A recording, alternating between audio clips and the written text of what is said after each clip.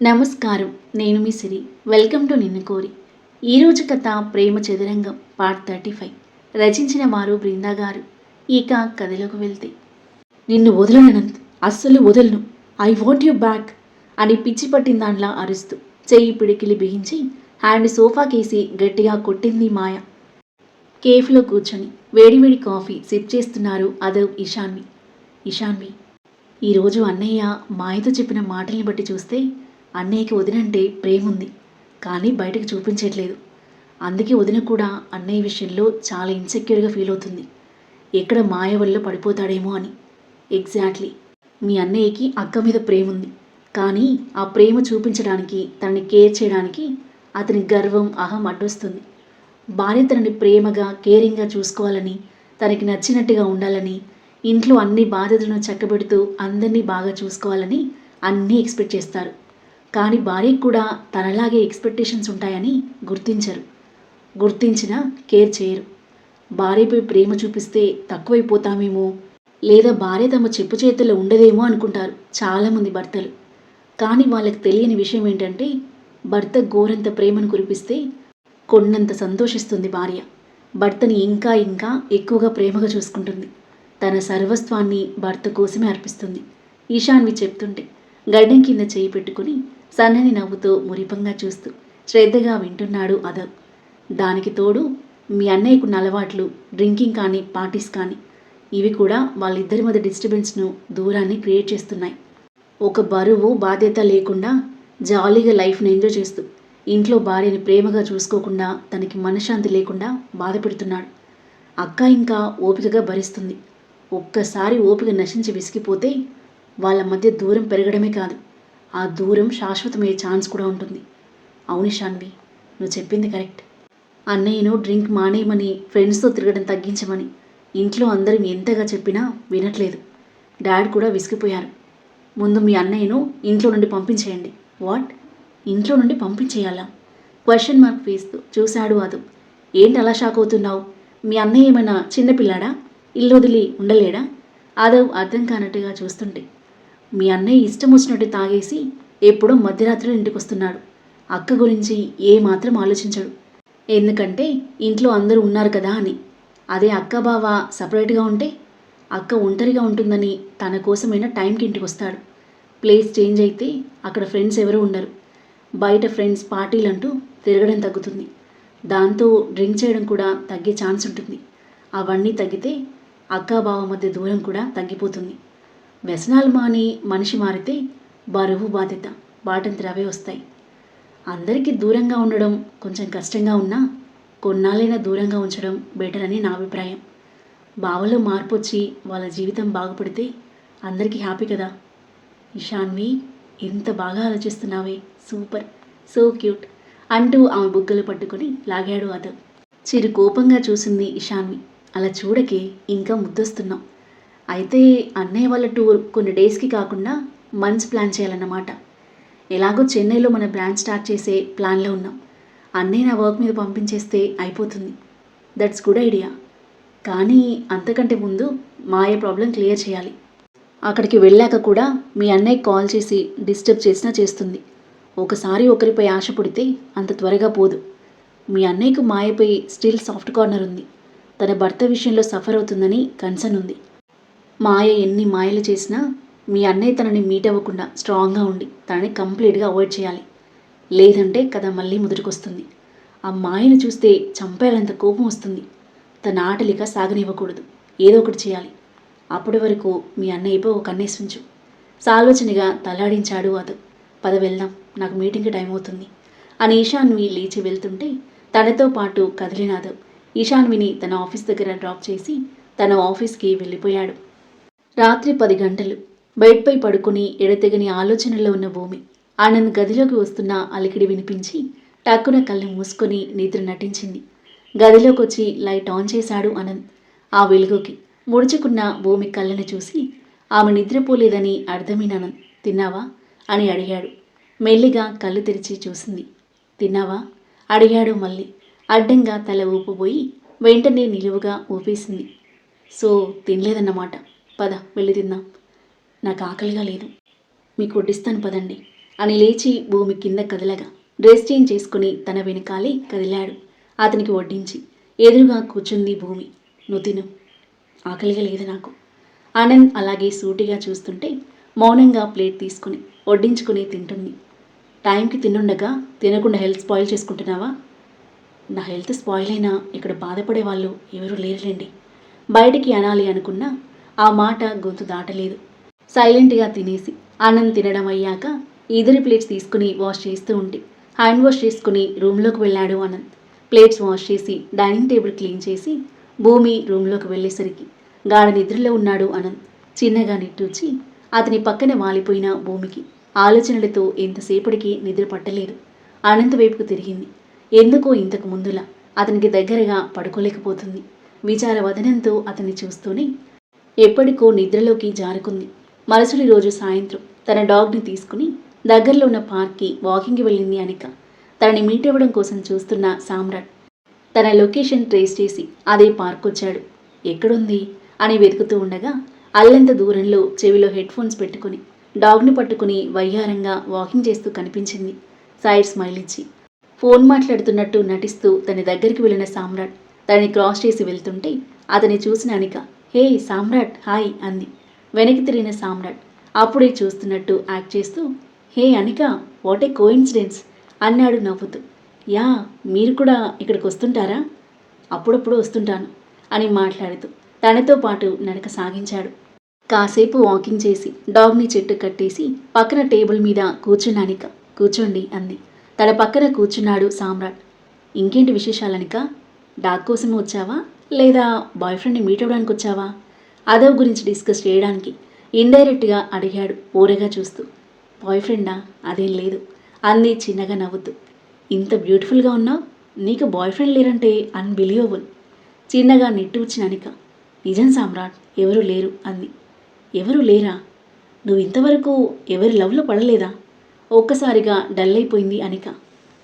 I'm sorry, నీ personal విషయాలు అడిగి నేను ఇబ్బంది పెట్టినందుకు.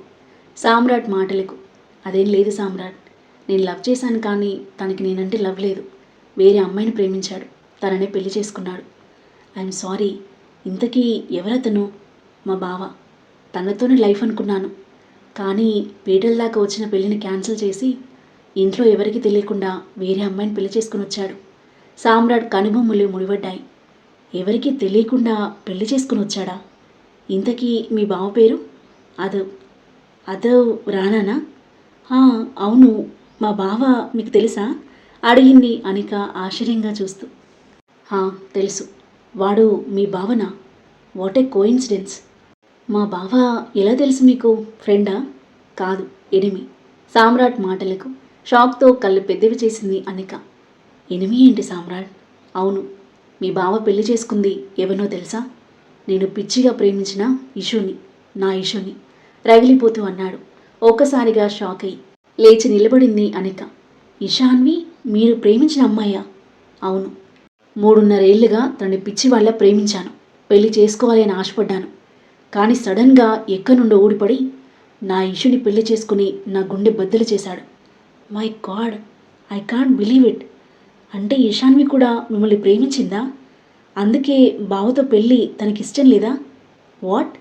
ఇషాన్వికి పెళ్ళి ఇష్టం లేదా? కనుబొమ్మలు ముడివేసి అడిగాడు సామ్రాట్.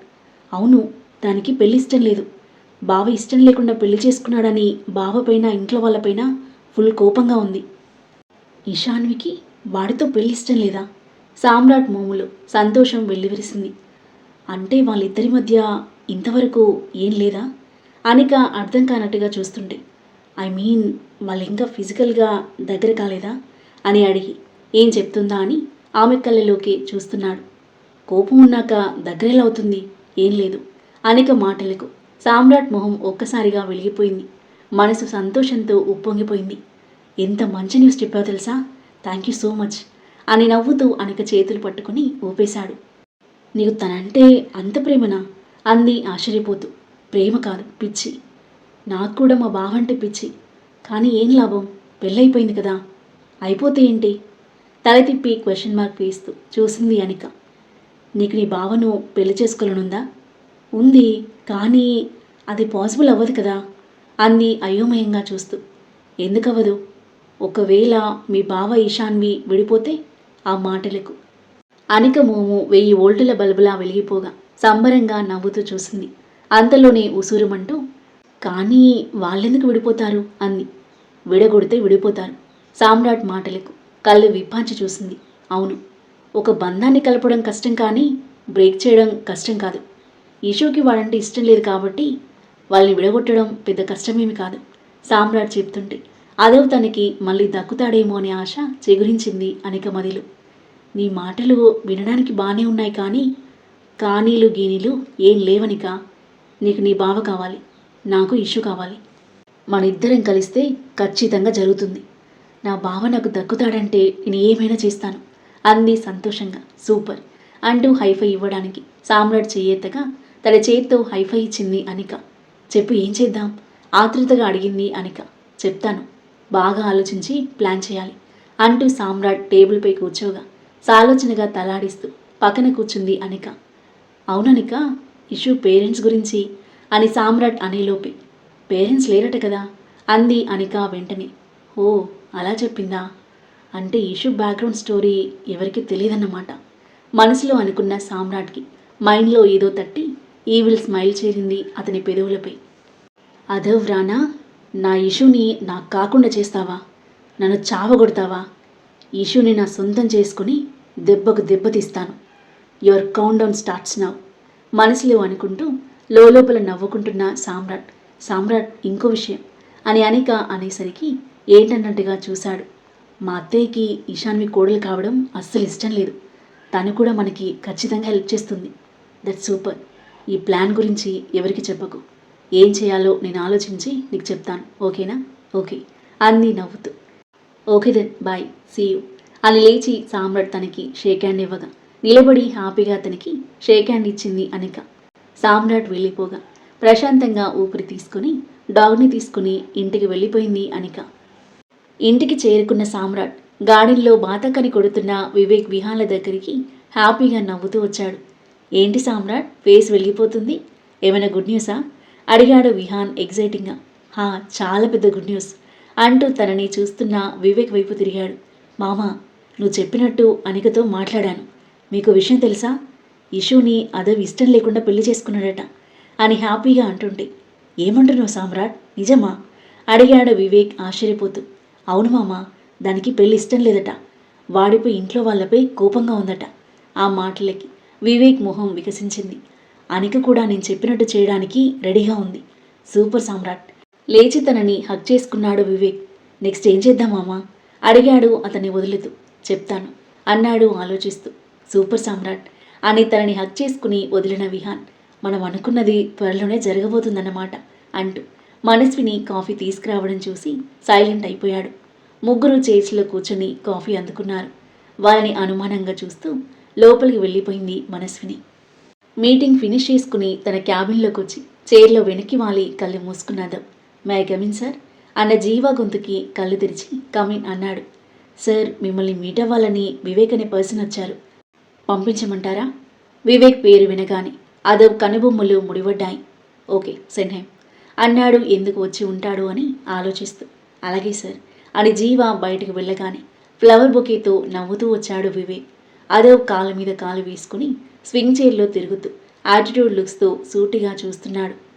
అల్లుడు గారు నమస్తే వ్యంగ్యంగా అంటూ వివేక్ అదవ్కి చెయ్యి అందించగా పొగరుగా కొన్ని క్షణాలు చూసి అతని చేత్తో చెయ్యి కలిపినాదవ్ దవడలు బిగించి ఎర్రబడిన కళ్ళతో చూస్తూ తన చేతిలో ఉన్న అతని చేతిని నలిపిస్తున్నాడు.